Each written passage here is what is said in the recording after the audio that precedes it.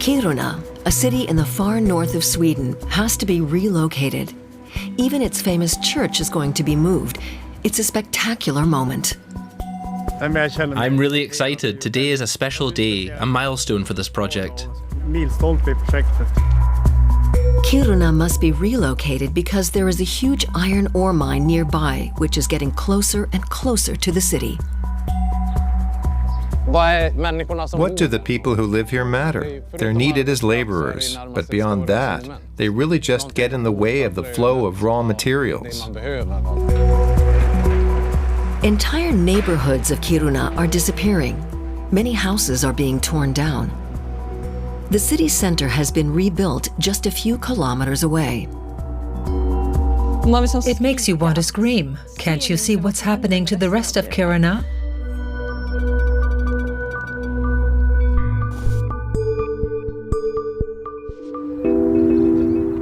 The church is to be moved in 3 months' time. It is the undisputed landmark of Kiruna, voted by Swedes as the most beautiful building in the country.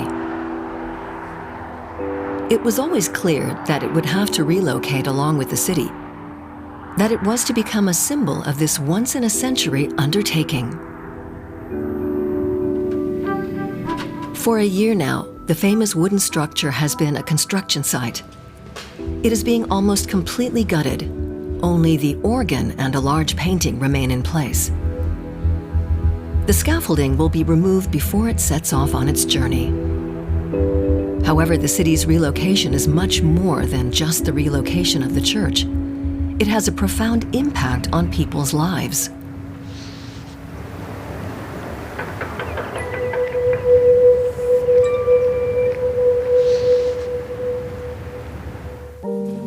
Jari Soirinki is on the early shift at the mine. He works in the crushing plant where the boulders are broken down. Kiruna is located 200 kilometers north of the Arctic Circle. May is considered the grayest month here, although it's already light out at 4:30 in the morning.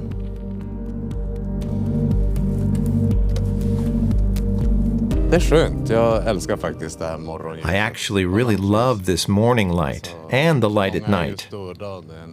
It bothers a lot of people because they can't sleep, but I think it's wonderful. It reminds me of my childhood.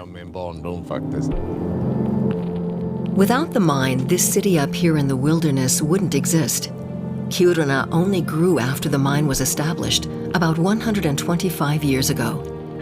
It has always been the largest employer here.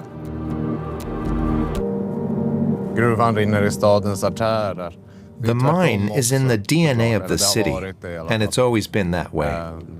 We depended on each other, but I think our employer no longer understands how lucky they are to have this kind of connection and commitment from their employees.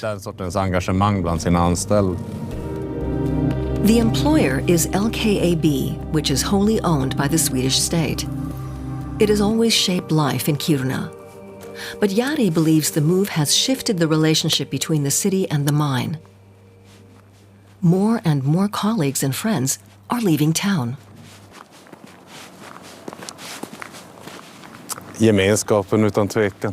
What keeps me here most of all is the community, my co-workers. We always have a good atmosphere at work. They're great people. We would like to accompany Jari to his work in the mine, but LKAB won't allow it. He's a union member and one of the few miners who speaks openly about what he believes is wrong with the city's relocation.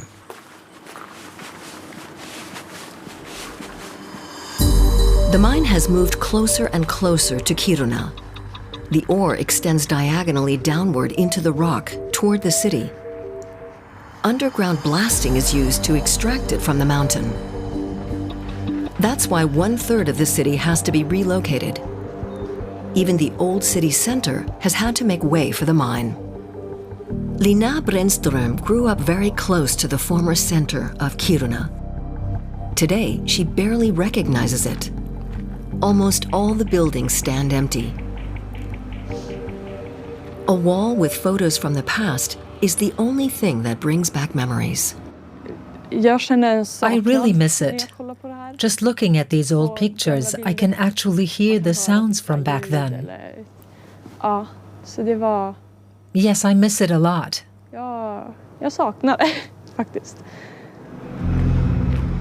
It's been clear that the town will have to relocate for over 2 decades now. The costs are being covered by LKAB, the operator of the ore mine. In many respects, however, the relocation looks more like a demolition. It feels like there's been a war here. Everything's gone. We were given so many promises. Nice words, but in the end, it's all just rubble. 6,000 people are losing their homes due to the relocation of the city. That's nearly 1 in 3 residents. Back to Jari. It's a weekday and he's at home having breakfast with his wife Karin and their 2 sons. Are you still tired? Yes. That's understandable. The parents had always imagined that their everyday life with their sons would be pretty straightforward in their small city of 20,000 residents. Both kids would attend the same school just around the corner from their home. But before that could happen, that school was closed down. In a small city, kids can go to school on their own pretty early on. But now we don't even know what schools will still be open. After summer break, Vida will start his 2nd year of school. He will have to switch schools because his current one is being torn down. Several schools have already been closed due to the city's relocation. Another one because of structural damage. That too is a common problem in Kiruna. We don't know yet how this will all turn out. Where's it all leading? One way or another, our children will have to pay a pretty high price when they have to move from one school to the next year after year. After a 10-minute drive, they arrive at Oliver's school.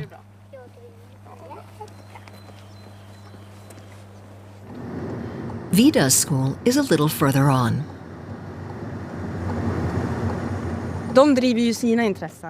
They're just pursuing their own interests. And in the past, they could do that on the outskirts. But now they want to mine the ore right here in our city. And suddenly it's clear what matters and what doesn't. We, the people who live here, realize that we don't count, only the ore mine counts. It's clear to Karin that the relationship between the mine and the city has gone awry. The Tusentoner Music Association is based in a building slated for demolition. Tusentona, 1,000 tones, is an institution in Kiruna. Lina is a regular. The association has been based here for 30 years. It has a concert hall, rehearsal rooms, and a professional recording studio. But this will be the final concert here. In a few days, the power will be cut off.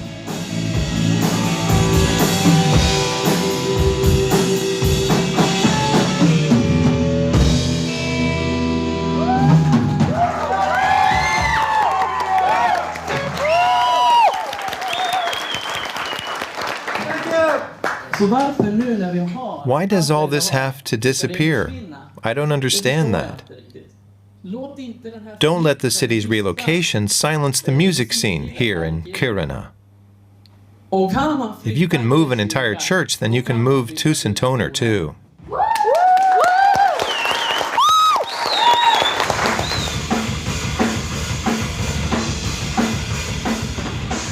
The building is listed as a historic landmark, but apparently it's not going to be relocated. And so far, no alternative permanent solution has been offered.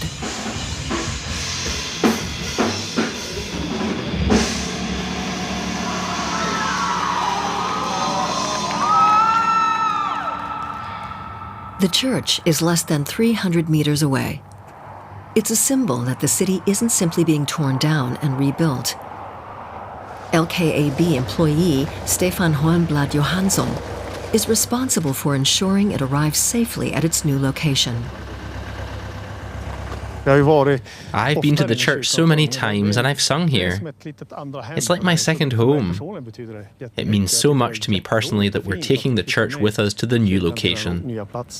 For a long time, the engineers debated if it would be better to transport the church in separate parts. Ultimately, they decided to dig down to the foundation and support the building on large metal beams. It will now be transported on 2 special trailers. You can rotate it however you like. You can adjust its angle, raise the front or lower the back. The trailers are very maneuverable. We could even do pirouettes with the church if we wanted to. Just a few more weeks to go. The church is set to move to the new city center, just under 3 kilometers to the east, away from the mine. The new city center was officially inaugurated in 2022. Little by little, the first shops opened and people moved in. This is Kiruna's downtown now. And anyone who wants to go shopping comes here. This would be cool. Yeah, but not for the forest. He can only use it for school. Jari and Karin now have to go to the new Kiruna to shop too. And they're ready to give it a try, despite everything. It's new, it's beautiful, lots of beautiful buildings, a newly opened hotel here. Yes, it's very nice, but it looks just like every other city.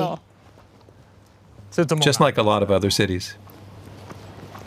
A few old houses standing right next to the new town are meant to add some local character. They are 3 of a total of 41 buildings that LKAB hoisted onto trailers and relocated. I think it's nice that they're bringing the old buildings here. Of course, they aren't integrated yet, but once everything is finished, I'm sure it'll turn out well. I think that's important too. A large part of the city's cultural heritage was lost with the move. It's good that at least some of it is being preserved. The new city is more compactly built, designed in one piece by an architectural firm. It's supposed to be sustainable and, of course, better than the old town. In many ways, it resembles a shopping mall. I hope that we as residents can somehow still make the city our own. Because right now it still feels a bit artificial, simply because everything is so new. But I'm optimistic. However, we'll have to take the initiative ourselves. I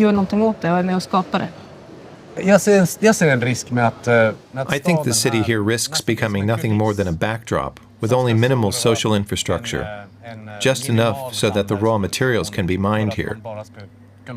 And the people here will hardly benefit from that at all. The massive profits the ore mine generates and the question of where they actually go hangs over everything in Kiruna. Quite unexpectedly, we do get the chance to explore the mine more closely. LKAB invites us, along with a group of international journalists, to take a tour. Today, instead of Jari, we're out and about with Niklas Johansson, LKAB's PR director. Please fasten your seatbelts.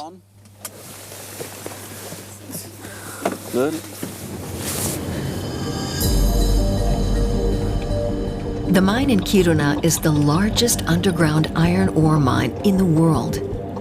It alone accounts for nearly half of the iron ore currently mined in the European Union, deep underground. There are lights only at the entrance to the tunnel, so the driver's eyes can adjust to the darkness.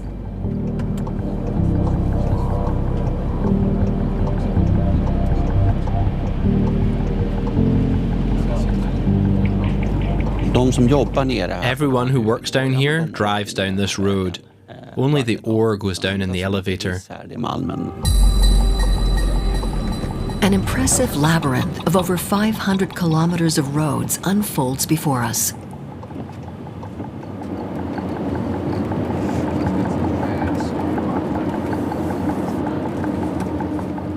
We stop at 1,365 meters underground. The ore is blasted out of the mountain at this level. And here is one of the stars of the mine, the robot Speja.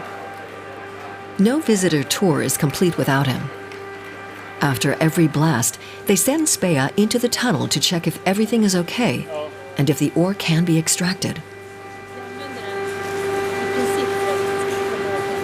Our competitors use excavators to extract their iron ore. We, on the other hand, work 1,000 meters underground.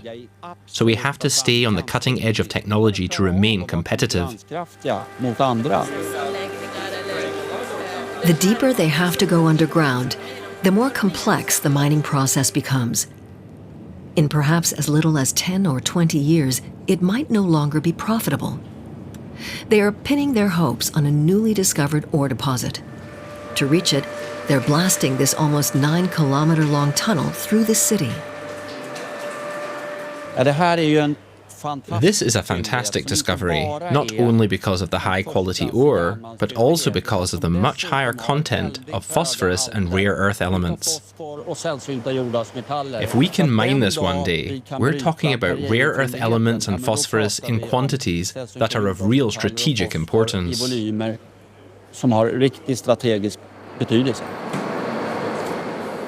then we head to the active mining site, into the heart of the mine. Here, they operate the excavators used to extract the ore from the tunnels. Each technician controls 2 to 3 excavators at the same time and can load their buckets with 25 tons each.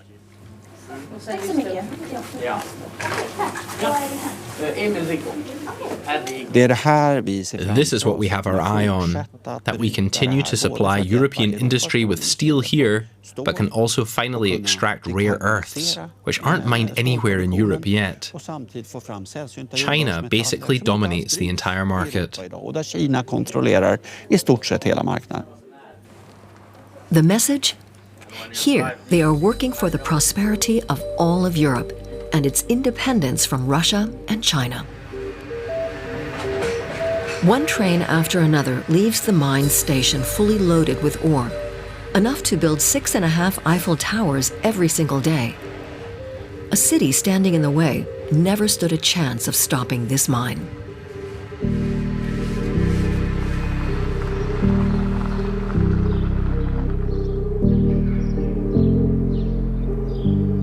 Lina and her parents know that too. Lately, they've mostly been talking about the end of the Tusentona music club and about the fact that Lina is thinking about leaving Kiruna. What would make you stay here? I'm not sure. Maybe if they really took the art seriously. I mean all kinds of culture, for all age groups. LKAB makes so much money, you always wonder where it actually goes. It doesn't stay in Kiruna. But if there were more money here, culture could survive too. It's almost always about money. And there is money, but it just flows off to Stockholm. The mine is a cash cow for the Swedish state. Northern Sweden has been exploited like a colony for centuries. That's a shame, because Kiruna had the potential to be a super cool city. But greed destroyed that. Many of Lina's friends are now thinking about leaving the city.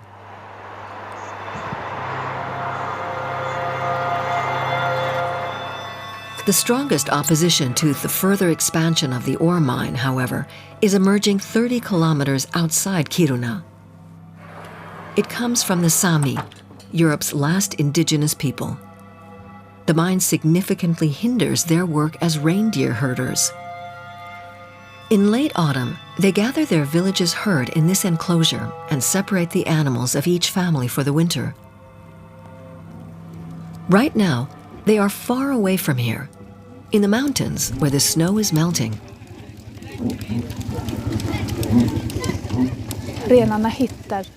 Reindeer do find their own food. But here in the polar region, the landscape is barren. Everything grows very slowly, so the animals have to let their grazing areas rest for long periods. So they need large areas, and they must be able to move around from one area to the next. During the summer, the reindeer migrate through the mountains to graze. In winter, however, there is nothing for them to eat there. They must then move further down into the forests on the lowlands, on the other side of Kiruna.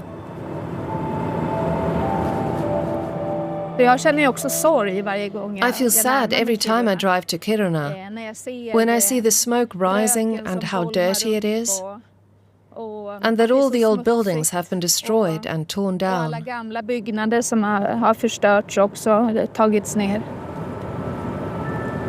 For many centuries, the Sami reindeer have grazed and birthed their calves here.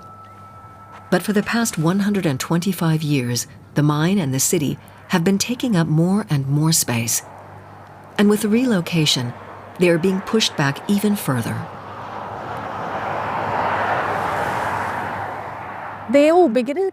I can't comprehend that it has come to this. The Sami people had almost zero influence. We weren't allowed to speak up or express our opinions. We had no say in the matter. Between Kiruna and various waterways, their reindeer have only a narrow corridor left through which they can migrate from winter to summer pastures. With the new rare earth mine, even this corridor would be lost. The path would be blocked. For reindeer herders, that would be a disaster. It would also be a disaster for us Sami, and a violation of human rights of a kind we haven't seen in Sweden or the EU in recent times.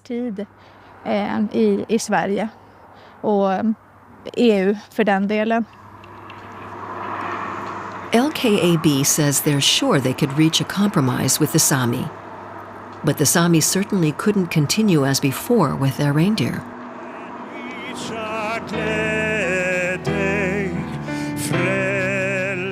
By mid-August 2025, the big day has finally arrived for Kiruna. The church is moving, in front of journalists from all over Europe.